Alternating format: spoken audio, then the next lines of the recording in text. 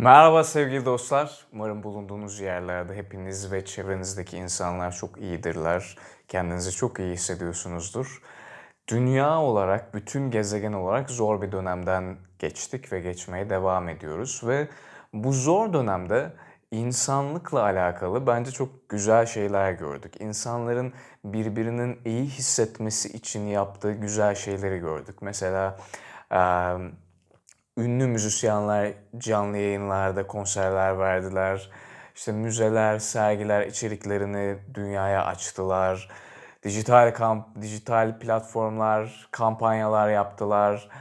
Ve insanlar, bütün gezegendeki insanlar birbirlerine bir şekilde yardım etmek ve birbirlerini bir şekilde iyi hissettirmek için bir şeyler yapmaya çalıştılar. Ben de bu süreçte eee düşündüm ne yapabilirim diye. Gezegen karantinada, ülkemizdeki insanlar karantinada. Ne yapabilirim de insanları iyi hissettirebilirim diye düşünmeye başladım. Sonra düşündükten sonra şöyle bir şeye vardım. Ben kitap okumayı seviyorum. Kitap seslendirmeyi seviyorum. Daha önce kitaplar seslendirdim ya da bununla ilgili ufak tefek çalışmalar yaptım. Ama ben bir videoda kitap okumadım daha önce. Bir görüntüyle beraber bu okuma işini yapmadım. Ama yapabilir miyim? Yapabilirim. Nerede yapabilirim? Şimdi benim takipçilerim genelde Instagram'dalar. Orada yoğun olarak beni takip ediyorlar. Tamam, o zaman Instagram'da ben canlı yayın yapayım. Canlı yayında kitap okuyayım. Olur mu? İnsanlar mutlu olurlar mı? Hoşlarına gider mi? Bana biri okusa hoşuma giderdi. Böyle düşündüm. Tamam dedim, başlıyorum. O zaman önce bir kitap seçeyim. Ne seçeyim? Çavdar Tarlası'nda Çocuklar. Çavdar Tarlası'nda Çocuklar, Salinger'ın kitabı, bilmeyenler için.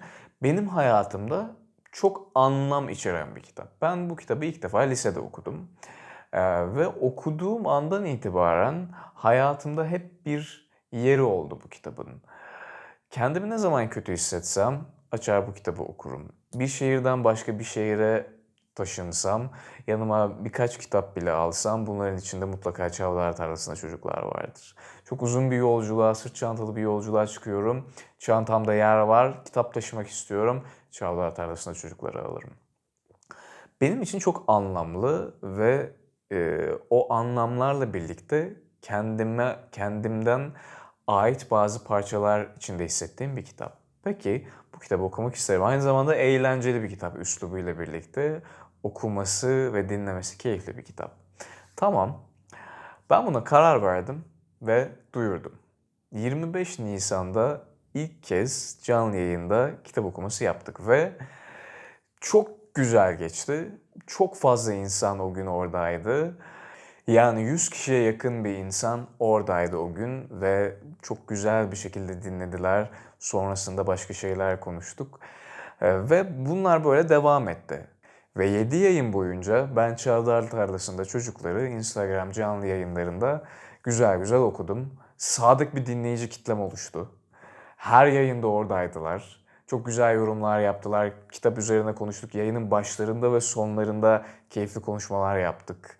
Yeri geldi karakterler üzerine konuştuk. Yeri geldi hayat üzerine konuştuk. Karantina üzerine konuştuk. Çok keyifliydi. Çok güzeldi ve 25 Nisan'da başladım. 25 Mayıs'ta son 7. yayını yaptım ve bitirdim.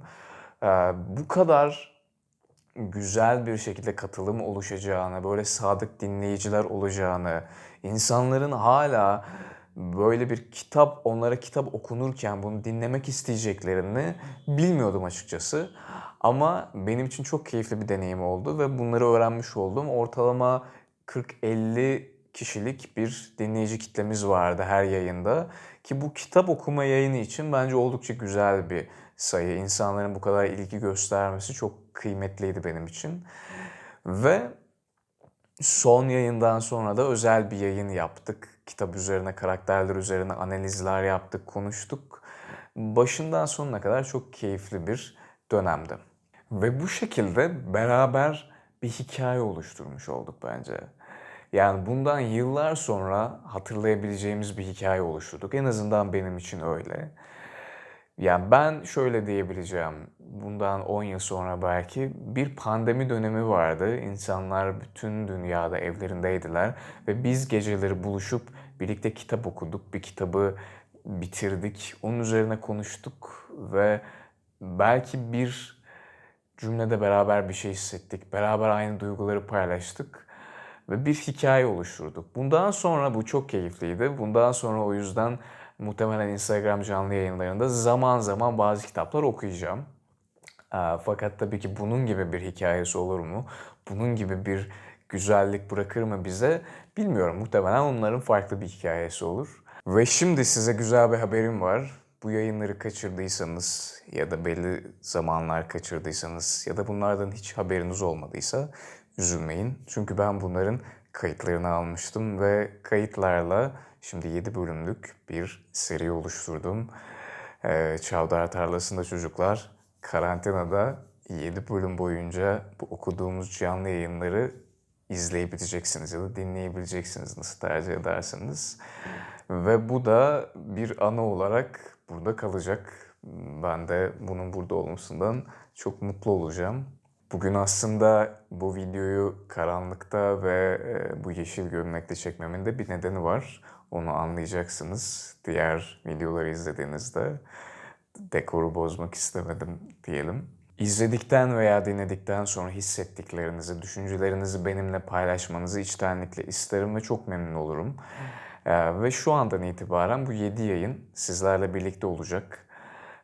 Burada bir şey söylemek istiyorum ben. Bugün beni burada izleyen ve o gün orada canlı yayında olanlar için, bu hikayeye katıldığınız için çok teşekkür ederim. Sizlerle birlikte bu hikayeyi yarattık. Ve bugün ilk defa izleyecekler için, ilk defa haberi olacaklar için de sizler de iyi ki varsınız ki bugün bunları beraber paylaşabiliyoruz tekrar ve tekrar bir şeyler hissedebiliyoruz. O zaman şimdiden hepinize iyi seyirler diliyorum. Umarım çok keyifli geçer sizin için ve çok güzel şeyler hissedersiniz. Başka canlı yayınlarda kitap seslendirmelerimi, kitap okumalarımı dinlemek için beni Instagram'da takip edebilirsiniz. Tekrar hepinize iyi seyirler. Görüşmek üzere.